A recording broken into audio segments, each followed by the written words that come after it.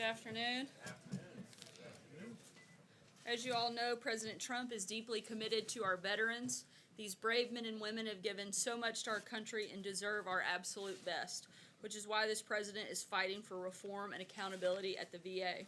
In keeping with his campaign pledge, the president donates his salary on a quarterly basis to further important projects.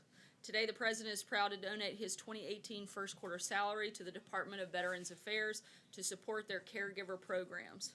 Acting Secretary of Veterans Affairs, Robert Wilkie, is here to accept the check. I'd like to bring him up to say a few words about how these funds will be used. And make sure that I give you the all-important actual check. Thank you very much, Sarah, and good afternoon. Before I address the President's generosity, I want to say a couple of things about what happened in the House yesterday. I want to send my thanks and the thanks of Veterans Affairs to the Chairman of the House Veterans Affairs Committee, Dr. Rowe, and thank him for the bipartisan coalition that he forged together. The vote yesterday was overwhelming, 347 to 70. And this is long-awaited legislation that our veterans have been waiting in anticipation of.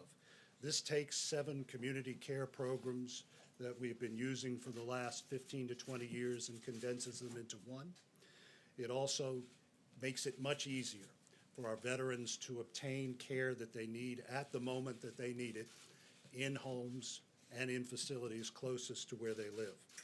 This also opens up the caregiver program to long-waiting communities within our veterans' world.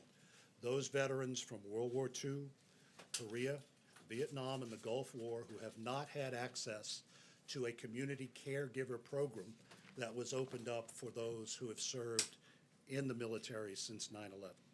So with this strong bipartisan support, we urge the Senate to take up the House bill and give it to President Trump, hopefully before Memorial Day. But I also want to single out the major veteran service organizations. 38 of them signed a letter in support of this legislation to the House and Senate leadership. Their people have been walking the halls of the Congress for the last week. They will be in the Senate next week, and we can't thank them enough for their support for our nation's 20 million veterans. And Sarah, I want to thank you for the announcement. I want to thank you for President Trump's generosity. The President's gift underscores his promise to do all that he can for veterans, which includes supporting those who care for our veterans, not just those of us at VA, but the husbands, the wives, the families, and the community caregivers who are out there day in and day out, making life easier for those who have borne the battle. President Trump understands the critical role of caregivers in meeting the essential needs of America's veterans. So we have already earmarked this gift for caregiver support in the form of mental health and peer support programs, financial aid, education, training, and research. I am deeply grateful to President Trump for providing me the opportunity to serve America's veterans and for his generosity in supporting them. So thank you, Sarah, and thank you to President Trump. I know how much this means to America's veterans. Thank you. Thank you very much. Lastly, this week is set aside each year to honor those across our country who wear the badge. In the spirit of Police Week, I want to read a quick letter from Samuel of San Antonio, Texas, that he sent the President. Dear Mr. President Donald J. Trump, last year I raised about $375 for our police. I went down to McDonald's and bought 75 $5 gift cards so the police officers could get coffee or lunch. It would be really cool to meet you. I wish I could vote for you, but I'm only 11. But my mom voted for you. I'm starting a fundraiser called A Break for the Blue. I listened to your talks and I went to the inauguration and saw you. You're awesome. Sincerely, Samuel. Thankfully, I had the honor of meeting Samuel earlier today. He was adopted by his family in Guatemala. He's incredibly grateful to be an American, and he's very grateful to all of the law enforcement officers around the country. The president is very proud of Samuel and believes our country needs more young people like him who give back to their communities. And he's a really, really great kid, and it was great to meet him. And with that, I will take your questions. John? Sarah, we haven't had a chance to hear any kind of an in-depth analysis here. Where are we with the summit with Kim Jong-un and the statements that we've heard over the last few days out of North Korea? Do you think that these throw in jeopardy the idea of a summit, or is this just North Korea doing what it does and trying to get the best deal possible? Look, the president is prepared and will be ready to meet, and we're continuing to move forward with the preparations at this point. And if the North Koreans want to meet, we'll be there. And at this point, there is not a lot of change beyond that, and certainly not in our process. So what North Korea is saying now about the joint military exercises after Moon Jae-in said Kim knows that these take place and he understands that they have to take place. What game is North Korea playing? You'd have to ask North Korea what game they're playing. I can tell you what we're doing, and we're continuing to move forward in preparations. And the president, as we've said all along, will be prepared and ready to meet. And there's really not a lot to add beyond that point. John? Thanks a lot, Sarah. What leverage does the U.S. have as it relates to having this meeting take place on June the 12th, and to that meeting actually taking place when it takes place, if it takes place? What leverage does the U.S. have over accomplishing the American goal of denuclearizing the Korean Peninsula? We're continuing in the maximum pressure campaign, but again, nothing has changed on our end. This was an invitation that North Korea offered and that we've accepted, and we're continuing to move forward in those preparations. Steve? Another issue. Sorry, I'm going to keep going because we're really tight on If I time could today. just Steve, go follow ahead. up on that, what the North Koreans also announced was they were stopping the dialogue with South Korea. So is it possible that there could be a meeting between the United States and North Korea if that whole dialogue between the North and South is on ice? The meeting that would take place on June 12th is between the United States and North Korea, should it take place. We're going to meet with President Moon next week. And beyond that, again, there are no changes at this point to our schedule or anything else. Blake? Does President Trump believe that the FBI had a spy at one point inside his campaign? I haven't spoken with him directly about that, but certainly seen the reports, and if there is any truth to that, it should certainly be looked into. Emerald? Sorry, I'm going to keep going just because we're tight. Emerald, go ahead. Thank you. Following up on Blake's question, if it is proven without a shadow of a doubt that there was a spy planted in the Trump campaign, does that change the president's position on firing Robert Mueller?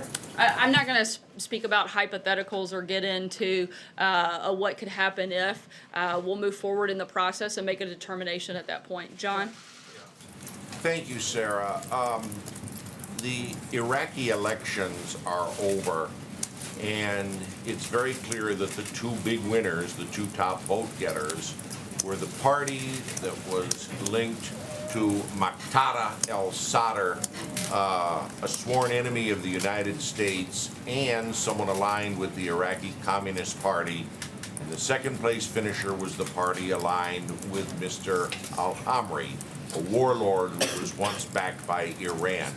What's the U.S.'s attitude on a government in Baghdad having either of those individuals as the key player? I'll start with the fact I'm glad you said the names and not me, because I probably wouldn't have gotten them right. But in terms of our policy, we don't have any new policy announcements with a potential change there. Jeff? So you don't care if either of them is... Certainly we care, but I don't have any specific changes in U.S. policy while that's happened. Jeff? Sarah, what does the United States expect out of negotiations today with China on trade, and what are the president's intentions on helping or changing the policy towards Chinese companies, ZTE? In terms of the meeting, I'll start there. Those conversations are ongoing.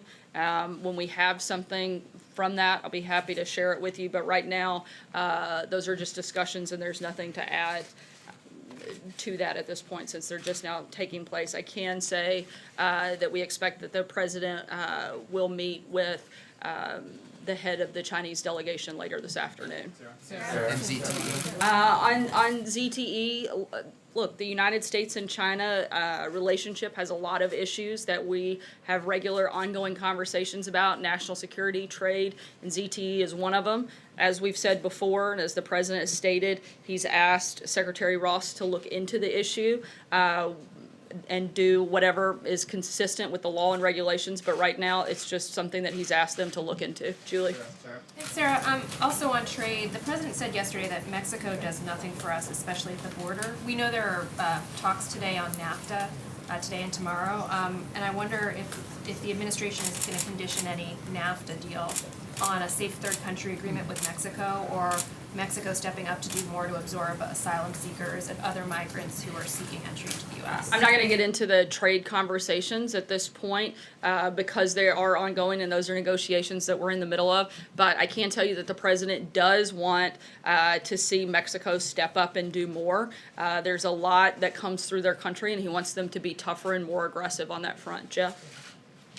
Thank you, sir. This morning, the president marked the one-year anniversary of the Mueller investigation, saying it's disgusting, illegal, unwarranted, and a witch hunt. But his own FBI director yesterday said it's not a witch hunt.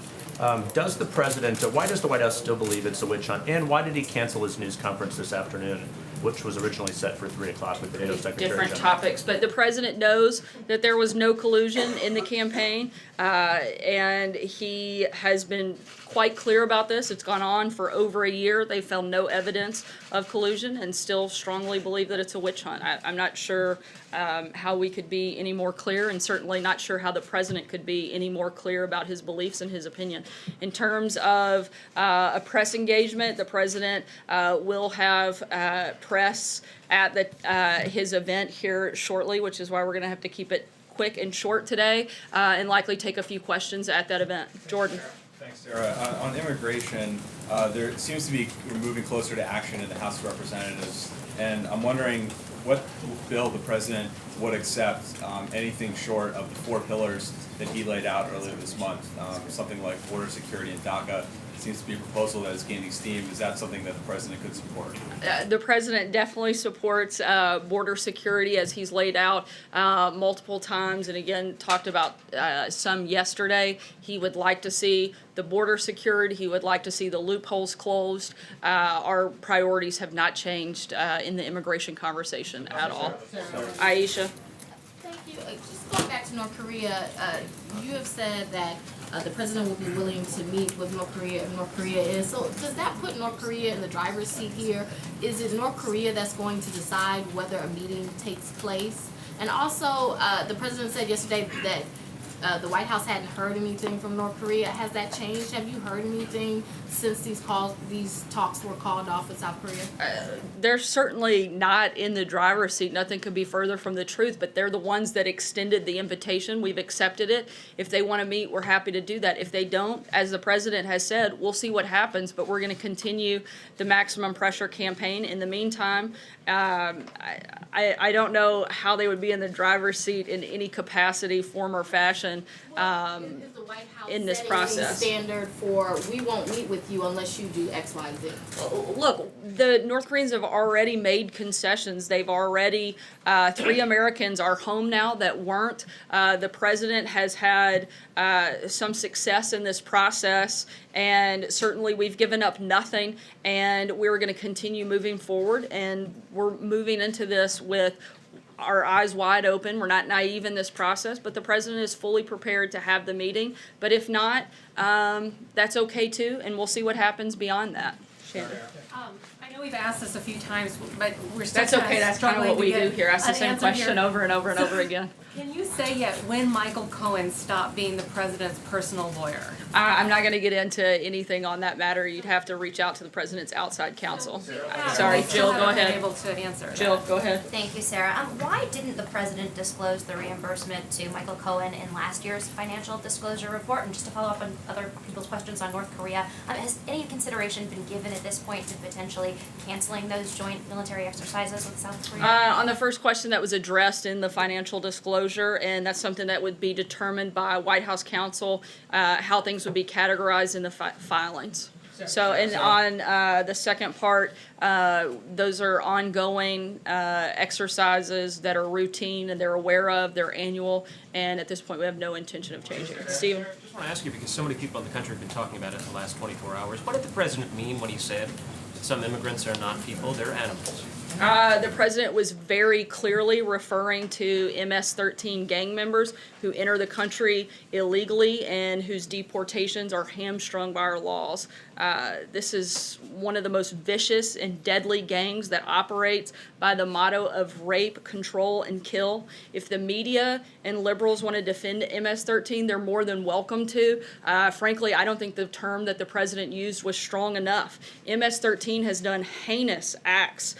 It took an animal to stab a man 100 times and decapitate him and rip his heart out. It took an animal to beat a woman they were sex trafficking with a bat 28 times, indenting part of her body. And it took an animal to kidnap, drug, and rape a 14-year-old Houston girl. Frankly, I think that the term animal doesn't go far enough, and I think that the president should continue to use his platform and everything he can do under the law to stop these types of horrible, horrible, disgusting people. I'm going to take one more question. Peter? Thank you, Sarah. Are the chances of a summit now less likely than they were a week ago before these statements came out from Kim Jong-un? I'm not going to get into a percentage game. I can tell you that we're ready and prepared. If they happen, they happen. And if they don't, we'll see what happens. Thanks so much, guys. We'll see you here in a few minutes with the president. Sarah, has the president ever lied to us?